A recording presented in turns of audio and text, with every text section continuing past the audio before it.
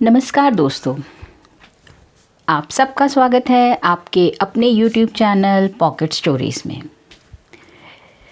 आज जो मैं कहानी लेकर आई हूँ वो हर उस लड़की की कहानी है जिसकी शादी हो जाती है।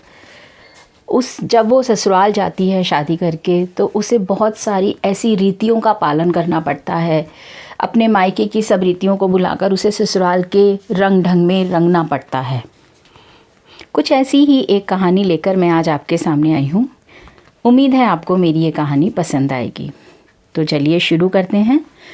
कहानी का शीर्षक है ससुराल की रीति। एक लड़की विवाह करके ससुराल में आई। घर में एक तो उसका पति था, एक सास थी और एक दादी सास थी। वहाँ आकर उस लड़की ने देखा कि दादी सास का बहुत ही अपमान और तिरस्कार होता रहता है घर में। छोटी सास उसको ठोकर मार देती, गाली देती। यह देखकर उसके दिल को बहुत ठेस लगती थी, उसे बहुत बुरा लगता था और उसे अपनी दादी सास पर दया भी बहुत आती थी। एक दिन उसने ये विचार किया कि अगर मैं अपनी सास से कहूँ कि आप अपनी सास का तिरस्कार मत किया करो तो वो मुझे कहेगी कि तू कल की आई छोकरी मेरे को उपदेश देती है, मेरी गुरु बन रही है। इसलिए उसने अपनी सास को कुछ नहीं कहा। उसे एक दिन एक युक्ति सूझी। उसने सोचा कि ये रोज़ रोज़ के झगड़ों का कुछ तो निवारण करना ही पड़ेगा। वो रोज़ काम करके और अपनी दादी सास के पास जाकर बैठ जाती।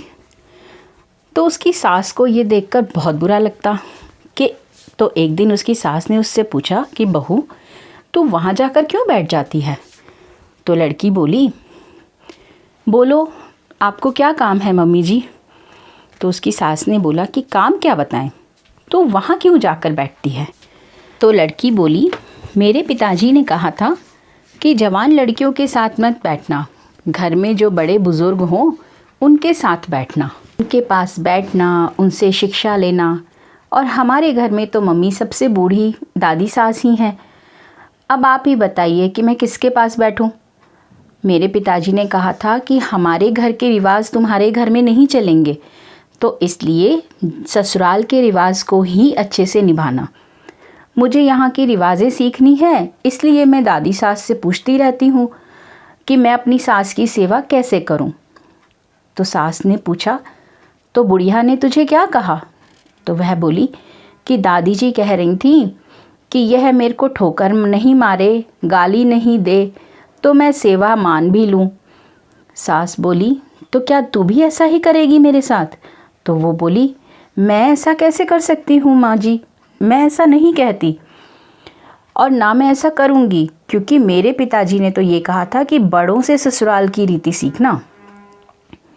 अब सास को डर लग गया कि मैं अगर अपनी सास के साथ जो व्यवहार करती हूँ, अगर वही व्यवहार इसने मेरे साथ किया तो क्या होगा। एक जगह कोने में घर के एक बार उसने ठीकरी इकट्ठी पड़ी हुई देखी। ठीकरी मतलब जो मिट्टी की घड़ा टूट जाता है उसके जो टुकड़े होते हैं उन्हें ठीकरी कहते हैं।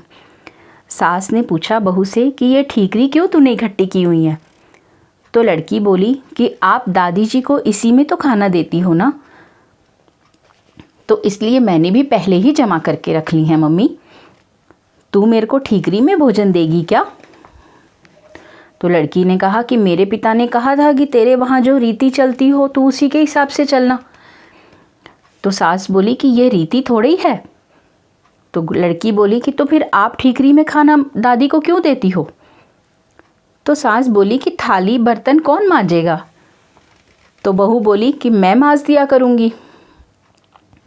तो सास ने कहा कि तो तू थाली में दे दिया कर, और सारी ठीकरियाँ उसने उठाकर बाहर फेंक दी।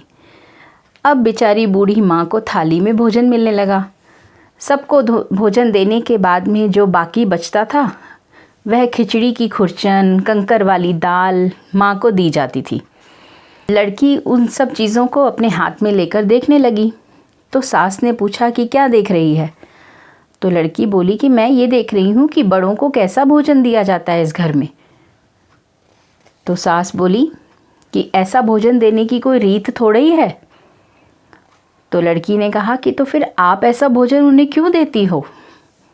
तो सास ने कहा कि पहले भोजन क्यों दूँ उन्हें? तो लड़की ने कहा कि अगर आप कहो तो मैं दे दूँ क्या?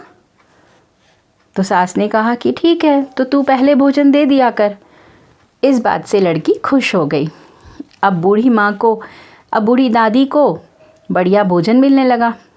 रसोई बनते ही वो लड़की ताज़ी खिचड़ी, ताज़ा फुल्का, दाल, साग ले जाकर दादी को दे देती। अब दादी मन ही मन उसे आशीर्वाद देती। दादी दिन भर एक खटिया में पड़ी रहती थी। खाट जो कि बहुत ज़्यादा टूट गई थी, उसमें से बंधनवार की तरह मूंछ जो होती हैं नीचे लटकती दिखाई देती थी। एक दिन लड़की उस खटिया को देख रही थी तो उसकी सास बोली कि क्या देख रही है? तो लड़की ने कहा कि देख रही हूँ कि बड़ों को खाट कैसी दी जाए। तो सास घबरा कर बोली, ऐसी खाट थोड़ी ही दी जाती है, यह तो टूट जाने से ऐसी हो गई है।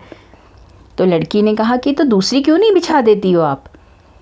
तो सास बोली कि तू बिछा दे। तो लड़की ने कहा कि अगर आप आज्ञा दो तो क्या मैं दूसरी खाट बिछा दूं? तो लड़की ने दादी के लिए निवार की खाट ला करके बिछा दी।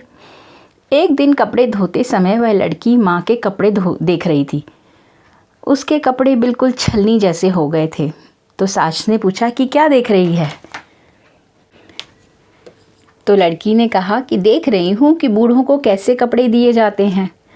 तो सास एकदम हड़बड़ाकर बोली, फिर वही बात, कपड़े ऐसे थोड़े ही दिए जाते हैं, वो तो पुराने होने पर ऐसे हो ही जाते हैं। तो लड़की ने कहा कि फिर वही कपड़ा रहने दें क्या उनके लिए? तो सास ने बोला कि ठीक है, अगर तुझे लगता है तो तू बदल दे। अब लड़की ने माँ के कपड़े, चादर, बिछोना सब कुछ बदल दिया। इस तरह लड़की की चतुराई से बूढ़ी दादी के जीवन में सुधार आ गया। और अगर वह लड़की अपनी सास को कोरे उपदेश देती तो क्या उसकी सास उसकी बात कभी मानती? नहीं मानती। इसीलिए कहते हैं कि कई बार बातों का इतना असर नहीं होता जितना आचरण का असर होता है, क्योंकि हम जैसा व्यवहार करते हैं हमारे बच्चे वैसा ही व्यवहार हमसे सीखते हैं। इसीलिए हमें चाहिए कि हम अपने बच्चों को अगर अच्छा व्यवहार सिखाना चाहते हैं तो सबसे पहले हमें खुद अपने व्यवहार में परिवर्तन लाना होगा। बड़ों के प्रति सम्मान, इज़्ज़त, आदर, ये सब चीज़ें जब हम करेंगे तभी हमारे बच्चे भी सीख पाएंगे। दोस्तों, आपको मेरी ये कहानी कैसी लगी आप मुझे कमेंट सेक्शन में लिखकर ज़रूर बताइएगा। और अगर आप मेरी कहानियाँ अगर आपको पसंद आती हैं तो प्लीज़ मेरे चैनल को सब्सक्राइब और लाइक कीजिए स्टोरीज़ को। मिलती हूँ एक और रोचक कहानी के साथ। तब तक के लिए नमस्कार।